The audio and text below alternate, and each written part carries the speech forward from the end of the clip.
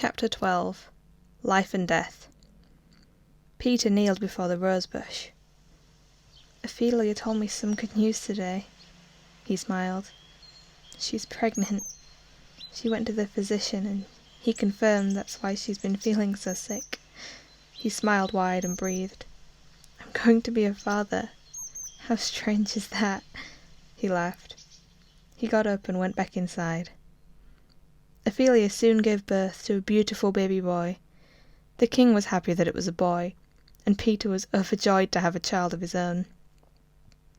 A few days after his son had been born, Peter saw his mother in the doorway of the small garden, holding and talking to her grandchild. He listened to what she was saying. "You are going to have a great life, better than the life your father had. Do you want to know why? Because you have parents that love you. They love you unconditionally. Your father didn't have that. I only showed him my love for him once he was grown up. You won't have to have that. You have amazing parents." Peter walked up to her and put his arm around her, making her flinch a little. "And an amazing grandmother," he said. Once Ophelia recovered from childbirth, she and Peter took their baby to the rosebush. "Here he is," Peter said. "And what have we called him?" Ophelia asked with a smile. Peter looked at her and back at the child. "Jamie, after you," he said, looking at the rosebush. Ophelia stroked Jamie's little head. "And middle name Cole, after my father," she added. It had only been 2 years since the wedding, but the king's health had rapidly deteriorated. Peter and Ophelia were sat in the boudoir. Ophelia was nursing the baby. "Peter," Ophelia said to a contemplative Peter. He looked up at her. "He is your father." Peter blinked. "You should at least go and see him, even if you don't say anything." Peter entered the bedchamber slowly. His father was laying on his bed, still. Peter thought for a second he had already gone, but he saw him breathe. Peter sat down beside his father. The king opened his eyes and looked to see who it was. "Peter?" His voice was hoarse, and he was having difficulty speaking. "Father," Peter said. "I didn't think you would be here," he rasped. "I couldn't let you go without knowing the answers." "What answers?" "2 questions," Peter said. "Go on." Why did you have to kill him? Why couldn't you let him live?" "You won't like my answer," the king said. "I don't care. I have to know." "Because if he was still alive, he could come back someday and your marriage and reputation would crumble, as would mine, even from beyond the grave." He spoke. "That's stupid," Peter said. "You wanted to know." "Secondly," Peter moved on, "would you have done the same?" He struggled to ask, a question that he both wanted and didn't want to know the answer to. If it was a girl." "What?" the king asked. "If it were a girl, say a serving girl or a maid, would you have killed them?" There was a long silence.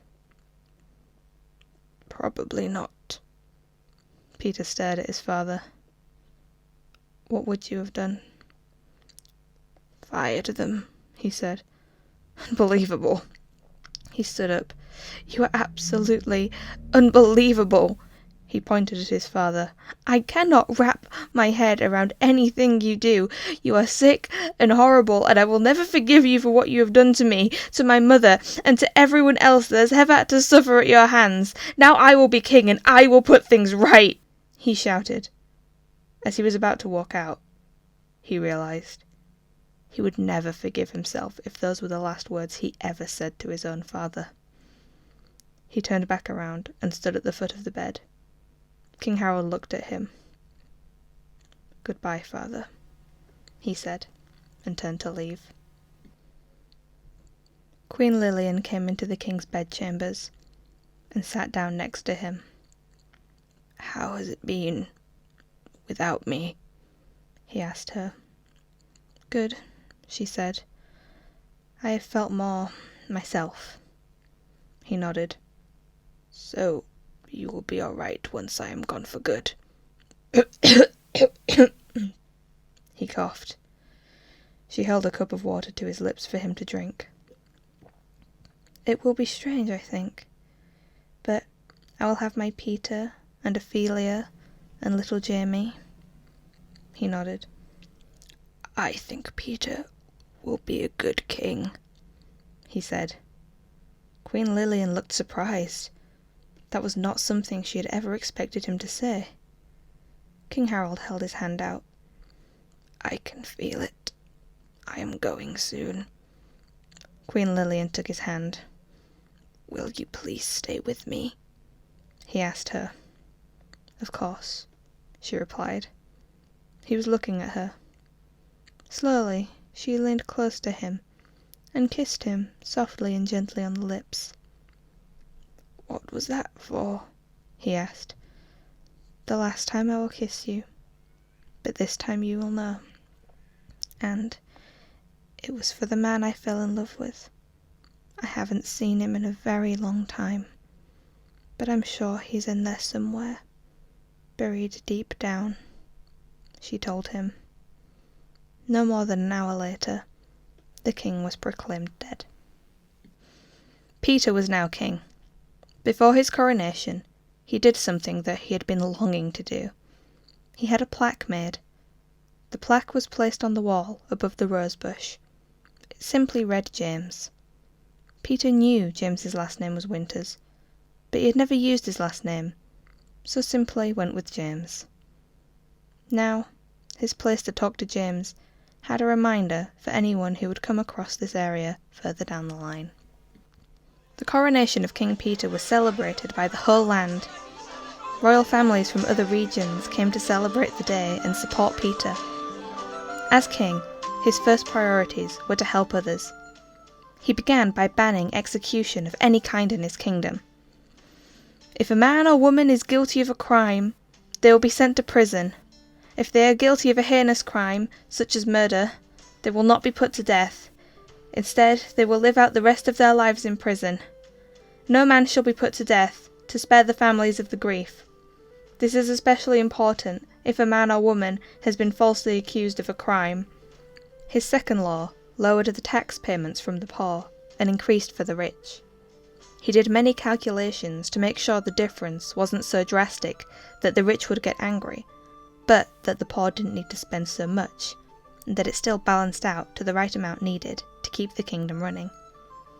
He also passed a law that many were against, but a lot of people who had been living in secret were thrilled by. "From this day forward, marriage between man and woman, and woman are legal in this kingdom." It was very slowly accepted, but eventually it became normalized within the kingdom, and Peter was happy. If he couldn't marry the person he had fallen in love with, others were able to marry the people they had fallen in love with. Peter attended the first marriage between a same-sex couple in his kingdom, and cried with happiness. Ophelia was proud of Peter, his strength, his courage, and his determination to make things right.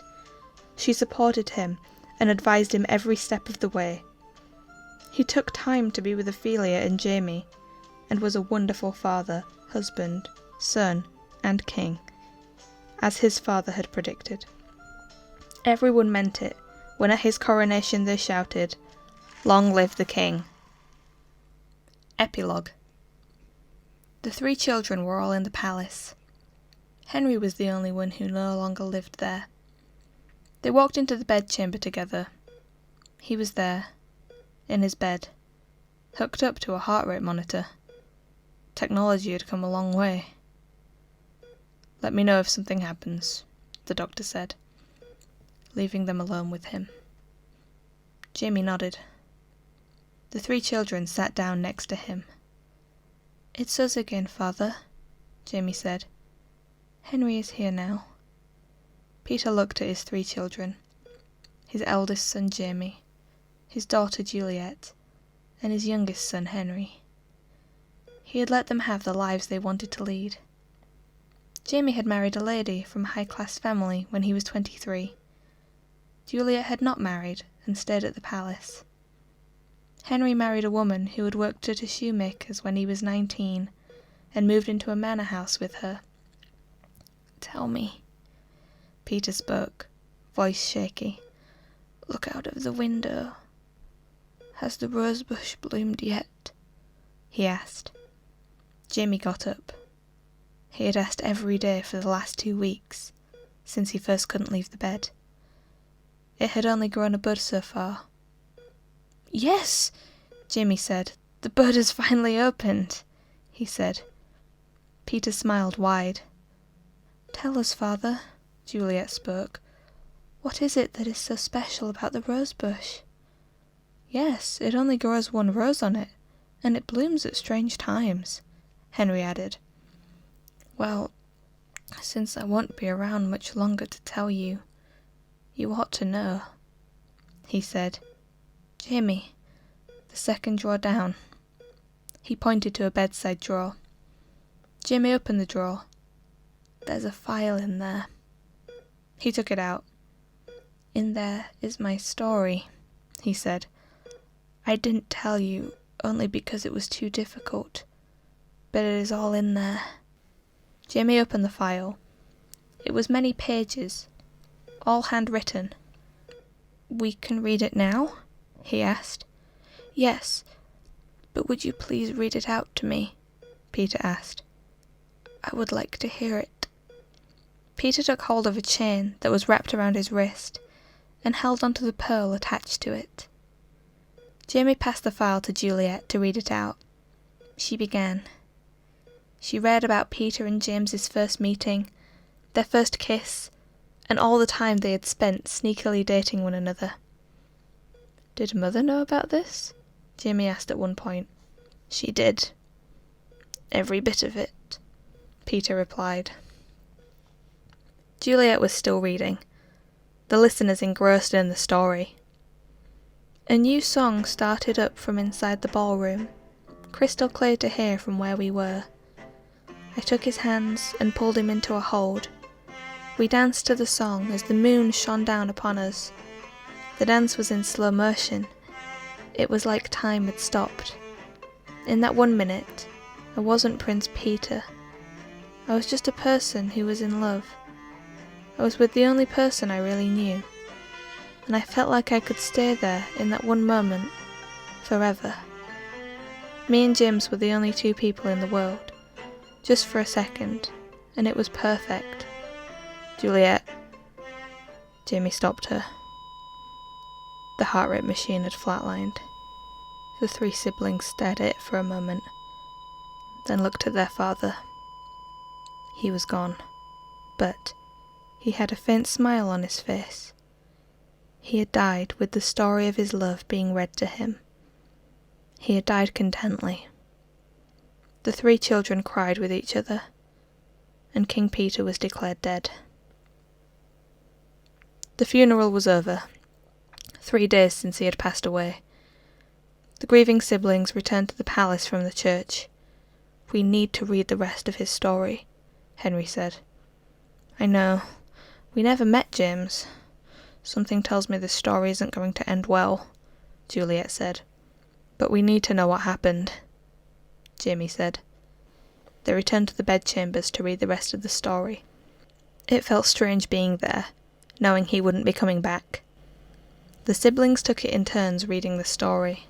There were pages of handwritten story, and even a few parts that Ophelia had written about when she had visited James in the prison, and when he had died. The children were horrified at James's terrible death. The story went on to talk about James's burial, Peter's reconciliation with his mother, his marriage, the birth of Jamie, who had been named after James, and even his father's passing, and what he had found out from him before he said goodbye. The final page was a different paper and ink from the rest. It was newer. I did grow to love Ophelia. I fell in love with her, and I would tell her that every day. My soul is interlinked with James, but my heart belongs to both of them, and they knew that. They still do. I know they're both in heaven with the angels, and I cannot wait to join them. Ophelia had a good, long life, but James's life was taken too soon. I will soon be with my two loves again. I don't know when, but I will rejoice and praise the Lord when we are all reunited again. He had dated that piece of writing. He wrote that 5 years ago, Juliet said. Not long after Mother passed, Henry added. Juliet turned the page to see a clear pouch with photographs and paper in it. She took them out. There was one that they all recognised. Is that him? Jamie asked. He walked over to his father's drawer that had a number of framed photographs on top of it. One of them was the same. The others were of Ophelia, William, Ophelia's parents, Queen Lillian, and the children and grandchildren. I never thought about who this was, Jamie said. The other children agreed. I also never noticed the plaque outside. I mean, I saw it, but I didn't take notice, he said. I'm exactly the same, Juliet replied. There was the photo of Jamie's parents, Jamie's father, another work photograph where James looked slightly older, and the letter James had written Peter. But Juliet found one photo that was very unexpected. What? She said. How? She didn't know what to say. This was not in the story, she said. The siblings looked at the photograph in astonishment. It was a black and white photograph of Peter, sat in a chair with James on his lap, arms around him. They were both smiling. There was no description other than a date, and Peter and James written on the back. There had been another work photo shoot, 2 years after the first one, and King Harold had left Peter in charge of it. Peter had arranged it so that James would be the last one in for his photograph. After his photo had been taken, James got up to go. Wait! Peter stood up and went over to the seat. James stopped and looked back at Peter. Peter turned to the photographer. Would you do something for me? But you have to promise that my father will not find out, he asked the photographer. I suppose. Depends what it is, the photographer replied. Would you take a photo of us? He said, and took James's hand. The photographer smiled. That is something I can do. Your father will not know. The image will be given straight to you, he said. Peter sat down, and James sat on his lap. The two of them smiled for a few seconds while the camera worked to take the photograph. This is a beautiful picture, Juliet said. It doesn't matter how it came about. The three siblings went down to the small garden to see the rose bush, and knew now what it meant. The siblings talked about getting their father's story published, so people would know what had happened to the late king while he was the prince. The siblings walked over to the rose bush and looked at the plaque. Ophelia had been buried in the royal graveyard with her mother, but there had been Ophelia's flowers planted next to James's grave. Even though there was a gravestone for Peter in the royal graveyard, Peter's will had stated that he wished to be buried here, so the dirt was fresh, waiting for the grass to regrow. As they stood there and thought about their father's story, Juliet looked at the rose bush. Oh my God, she said, and the two boys looked at the rose bush too. There, on the rose bush, were two beautiful pink roses, blooming and thriving in the sunlight.